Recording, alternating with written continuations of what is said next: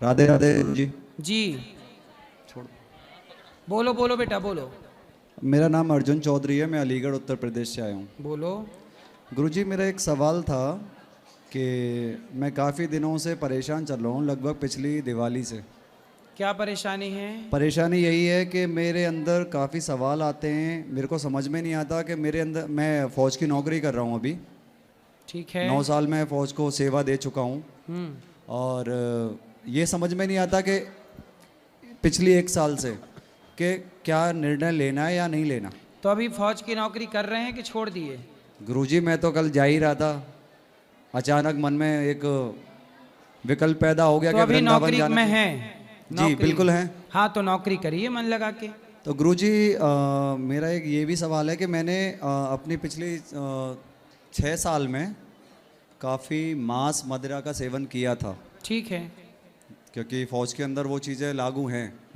तो हमने किया भी, हम वहीं से सीखे, उससे पहले हम नहीं करते थे ये चीज़ें। अब ये समझ में नहीं आ रहा है कि उन्हें छोड़ें कैसे। जैसे पकड़े थे वैसे ही छोड़ दो। गुरुजी, पकड़े तो हम नहीं थे, हमें तो मतलब उस तरीके से एक विचारधारा में डाला गया था ना। तो अब विचारधारा बदल दो। तो गुरुजी, अभी भी उसी में ही रहना है फिर? तो रहना है तो बहुत सारे सैनिक ऐसे हैं जो वहाँ रहते हैं पर मांस नहीं खाते, शराब नहीं पीते। बहुत सैनिक ऐसे हैं। बहुत सारे सैनिक ऐसे भी हैं जिन्होंने मतलब बाद में भी छोड़ा है गुरुजी। बाद में छोड़, आप तो छोड़ दो। गुरुजी, मैं तो चाहता हूँ छोड़ना। हाँ इससे बस। तो सारी चीज़ें बदल रही हैं। हाँ छोड़ दो, सही है, विचार अच्छा है। विचार अच्छा है, मगर अब और भी चीज़ें मेरे दिमाग में पैदा हो रही हैं कि मैं नौकरी छोड़ के कुछ बिजनेस करूं या ये कुछ करूं। ये क्यों आ रहा है? पहले बिजनेस का सेटअप जमा लो। यदि बिजनेस कर पाओ, सफल हो पाओ, उसमें मन है तो पहले शुरुआत कर लो, फिर छोड़ना। पहले नौकरी छोड़ दोगे और बाद में बिजनेस भी नहीं हुआ तो दोनों तरह से चले जाओगे। नहीं, ये तो गुरुजी मुझे पता है। इसलिए पहले सेटअप जमा लो बिजनेस का। यदि सफल हो रहा है तो बाद में छोड़ देना। गुरुजी, एक और सवाल है हम्म, कि जैसे हम भक्ति करते हैं हम्म। तो हमें ईश्वर की जो लीलाएं हैं उनको ध्यान करके करना चाहिए या फिर ईश्वर का नाम जप कर भक्ति करनी चाहिए? 4 चीज़ें हैं, नाम रूप लीला धाम।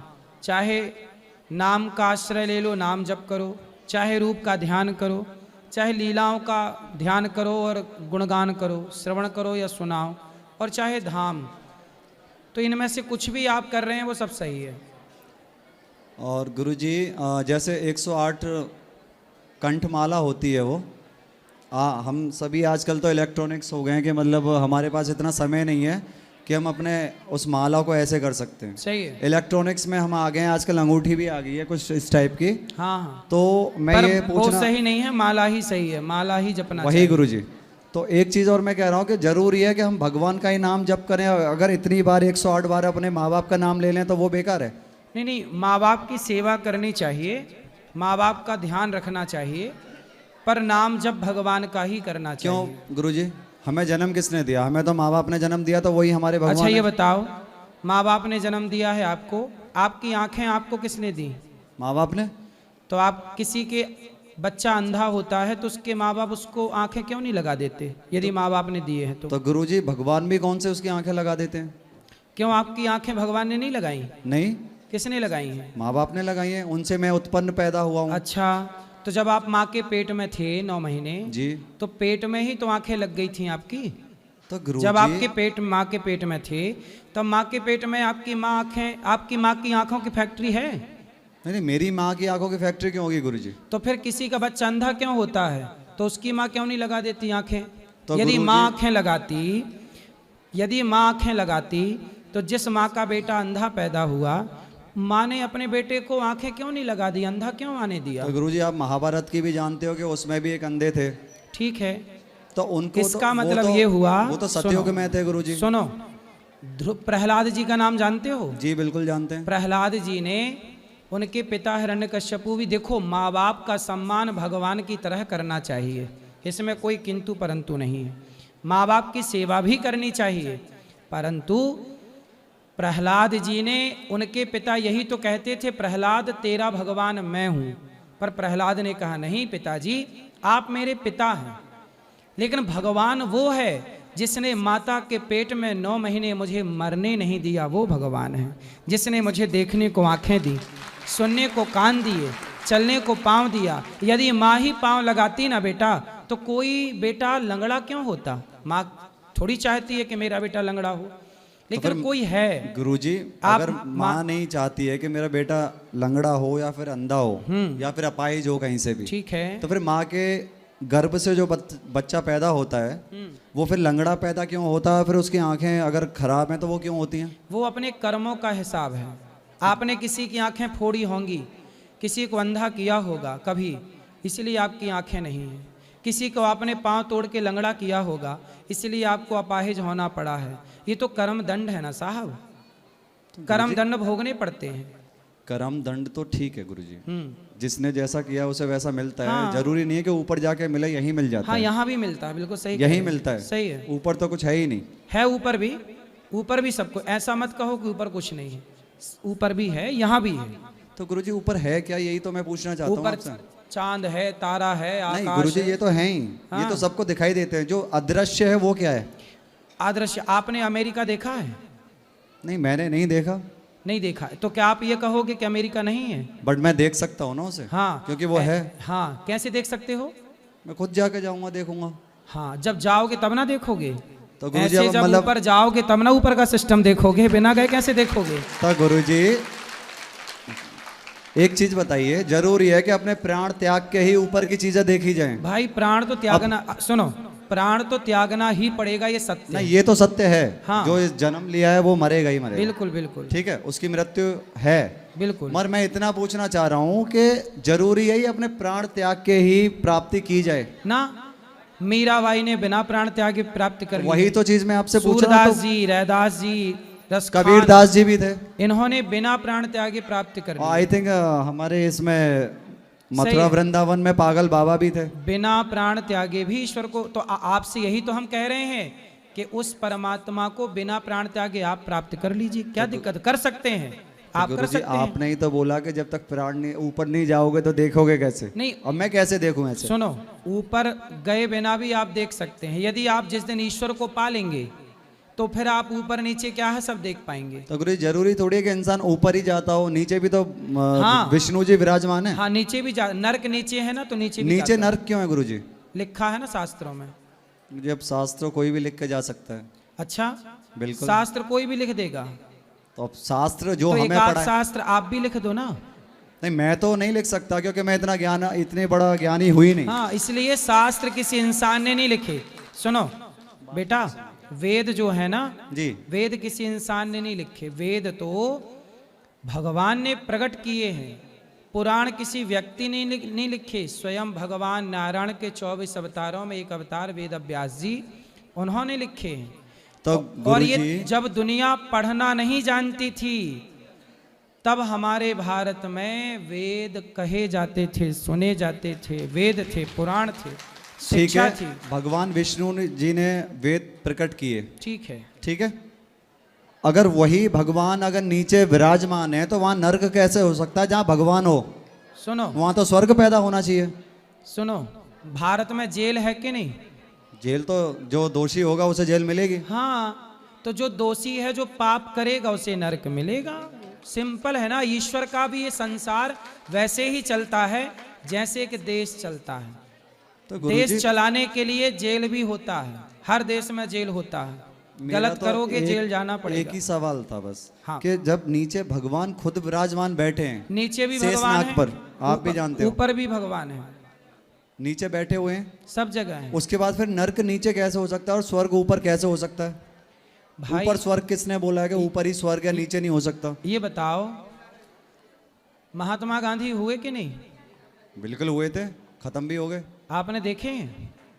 मिले कभी उनसे? तो गुरुजी मेरी उस टाइम इतनी उम्र थोड़ी थी, कितनी थी आपकी उम्र उस टाइम? मैं तो पैदा ही नहीं हुआ था। तो जब आपने देखा नहीं महात्मा गांधी को, तो आप कैसे मानते हो कि महात्मा गांधी हुए हैं? मैं तो नहीं मानता। अच्छा, अभी तो कह रहे थे मानता हूं। अरे तो मैंने सिर्फ नोट पे देखा है, मैंने सिर्फ नोट पे देखा है। मतलब महात्मा गांधी इस देश में नहीं हुए क्या? मुझे नहीं पता, हुए कि नहीं पूछ रहा मुझे हूं। तो जैसे किताबों में पढ़ाया गया है वो वही चीज मैं पढ़ रहा हूँ। पहले आप और बताओ। ऐसे तो पहले बहुत सारे, अकबर द महान था, हमारे शिवाजी महाराज कहाँ थे? हाँ वो भी सेवा- तो थे। हाँ थे। उन्हें हमें क्यों नहीं पढ़ाया गया? अब हमें तो महात्मा गांधी, सुभाष चंद्र बोस, चंद्रशेखर आजाद, ये सबके बारे में पढ़ाया गया। सही है। जितने थे वो हमें पता है। सुनो, देखो ऐसा है, शिवाजी थे कि नहीं? अब हमारे यहाँ पे गुरुजी जहांगीर भी पहले ये महान है, बताओ, पहले सुनो शिवाजी, शाहजहां महान है गुरुजी। सुनो सुनो सुनो जी। पहले शिवाजी थे कि नहीं?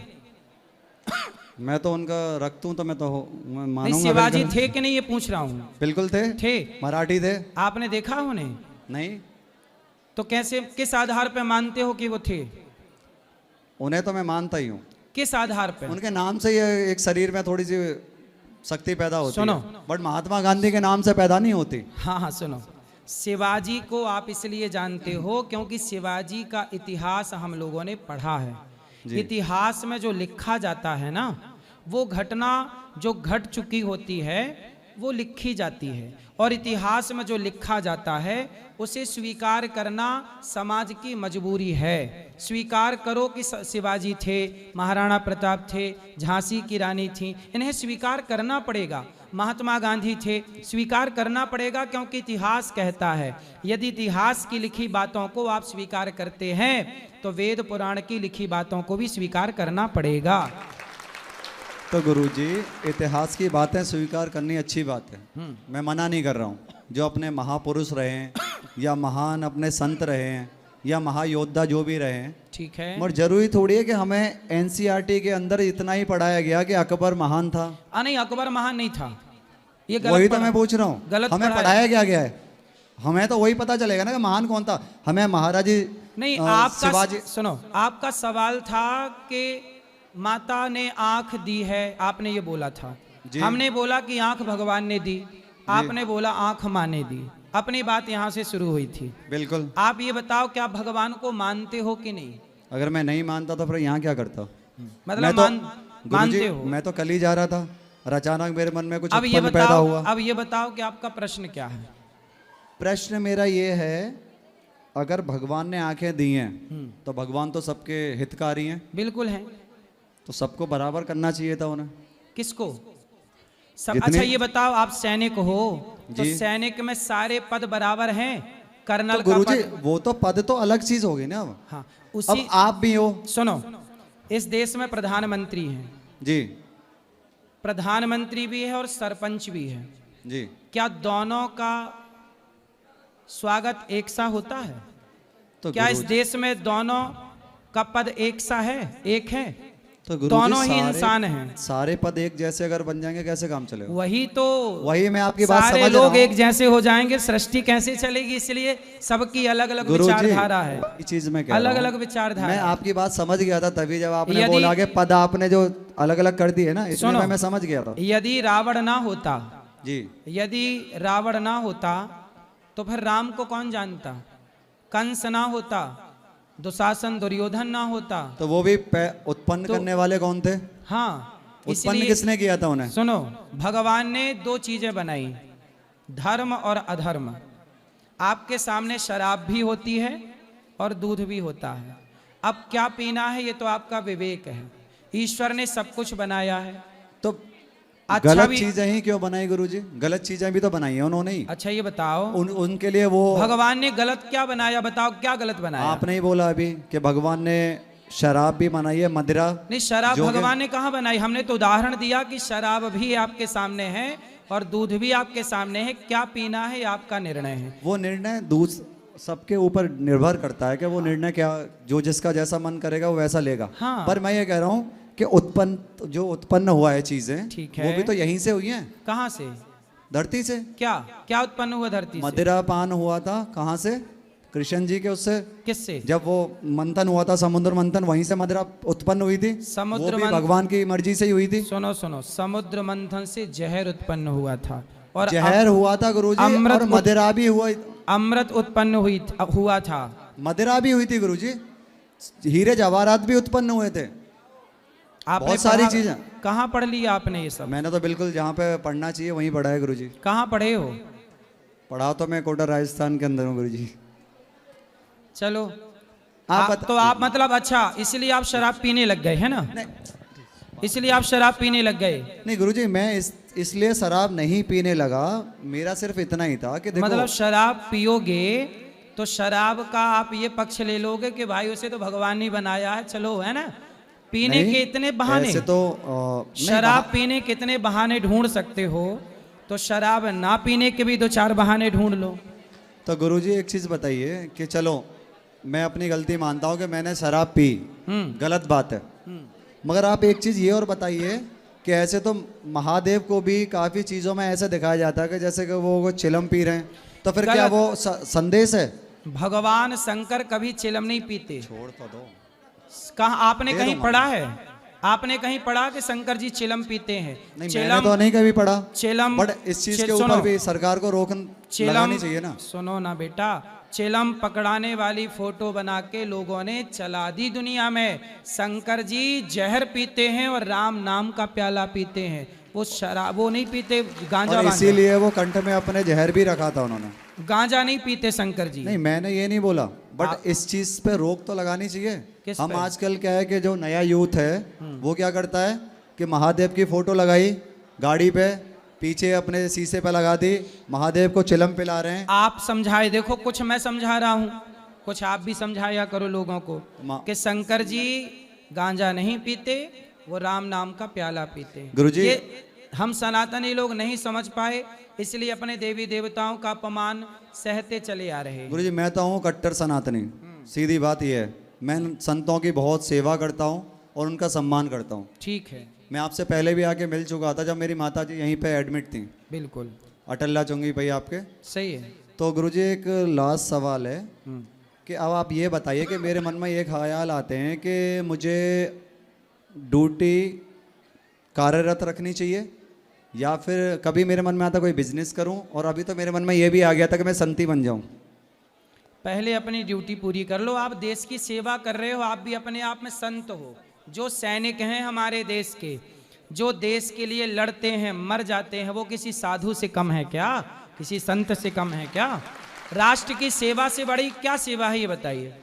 नहीं गुरुजी, राष्ट्र की सेवा तो हम दे ही रहे हैं, सबसे बड़ी मगर सेवा हमारा मन ये भी है कि हमारी जो जनता है उसकी भी सेवा थोड़ी करें, और उससे ज्यादा। आप ही तो कर रहे हैं जनता की सेवा। सैनिक जब सरहद पर खड़ा है तभी ना जनता सुरक्षित है, इसलिए जनता की सबसे बड़ी सेवा तो सैनिक ही कर रहे हैं।